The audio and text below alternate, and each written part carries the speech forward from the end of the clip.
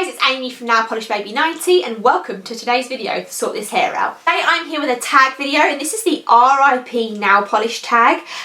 Jess started this about a year ago and it was one of those things that I knew I was going to do at the time, but I never actually filmed it. I don't know why. I think in my mind I'd done it, but I haven't. I'm like 99% sure I haven't. I've searched my channel, I don't remember, I don't know why. But we're here today with the RIP in nail polish tag. It's basically about brands that do not exist anymore in the indie nail polish world. So there's only 6 questions and I'm going to talk about, I don't have any bottles to show you, so I'm just going to put up swatches of some polishes from these older brands. And yeah, let's talk about older indies. So the first question is, what are the brands that you would bring back if you could? And if this isn't obvious by now, hair polish. I got into, I can't even remember what year it was these days, let's think. I got into nail polish in 2013. It was because I'm pretty sure because it was the year before I got married is what I'm thinking. So I got into nail polish 2013. At that point I started building up my mainstream collection and then I moved on to indies. So some of these indie brands weren't available too much in the UK at that time and I felt like that's why I kind of missed out on a few of them, or I didn't buy as many indies as what I do now because we're more fortunate that international brands are more accessible in the UK than what they were before.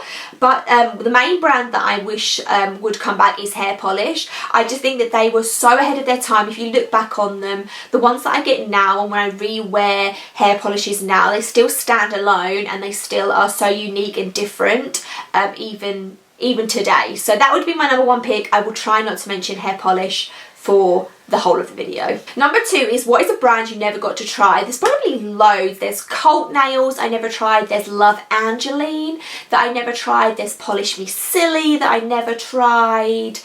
Oh my goodness, there's Lumina Lacquer. There's so many nail polish indies that I did not try. Like I say again, it's probably mainly due to them being around so early in my nail polish collection days and them just not being as big and having as big of exposure as what they do now.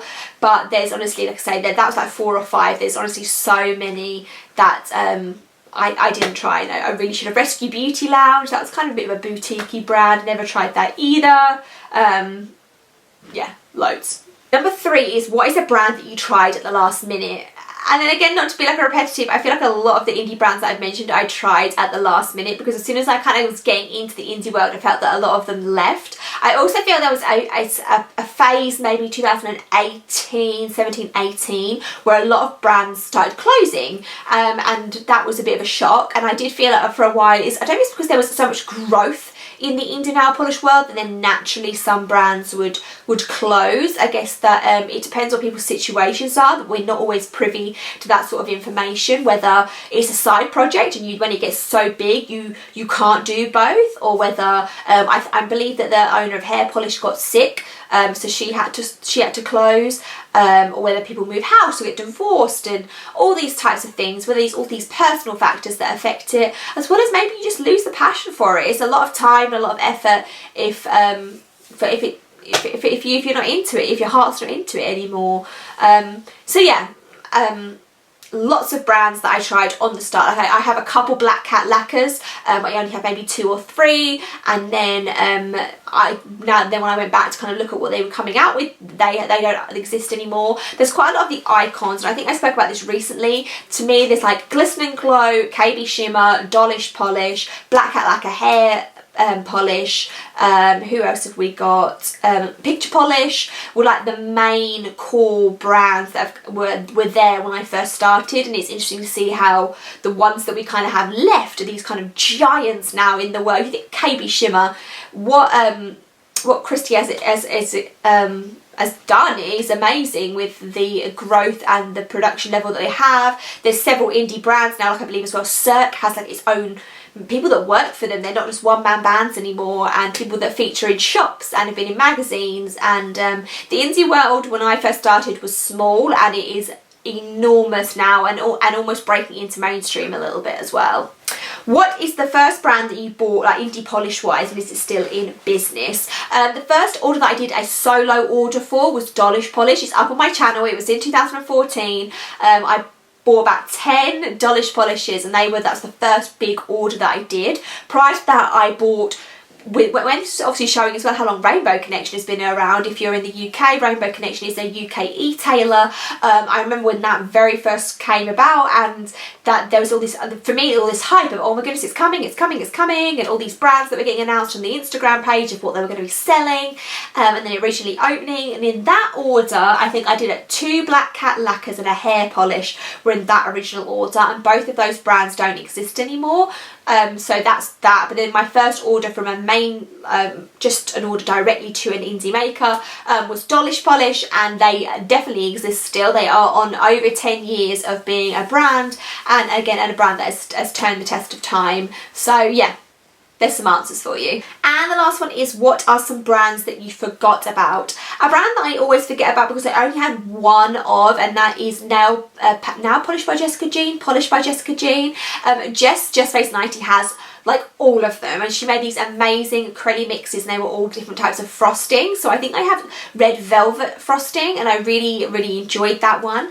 I also have some Glitter Lambs nail polish. That Glitter Lambs is still going, but she doesn't really make nail polish as her main focus these days. She does a lot of other things with glitter, but nail polish doesn't seem to be the main focus.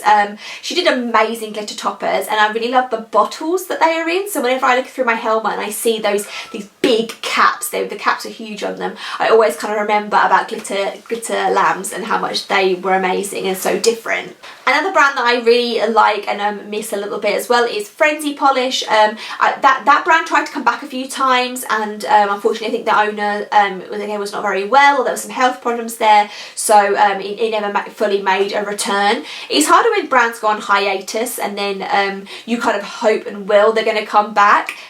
Throughout the years as well, we've seen a lot of indie nail polish in the UK come and go, and I think I've spoken about this again in another video, that we have a few more like functionality problems that make it harder for UK indies to, I guess, to survive as well as American brands. Where we are a smaller country, our shipping restrictions are different. You can only post a few polishes out in one go. So yeah, I wish a few UK indie brands would come back, especially Freckles Polish. I really enjoyed them, and I had 3 or 4 of those, and then she no longer sells anymore. So again, I just don't want any brands to go away. I have FOMO, alright? I need them all. I need them all. It's just a little chit chat down memory lane of some older nail polishes. Like I say, it's always been great to go back through my collection and rewear some of these, and that's why my Nail Polishes I Forgot I Own series has come on really well, just because it's nice to get and dig out those older polishes. So let me know what some of your old school favourites down in the comments below. Let's talk about nostalgia. Let's go back in time. Give me a thumbs up, subscribe, and I will see you soon.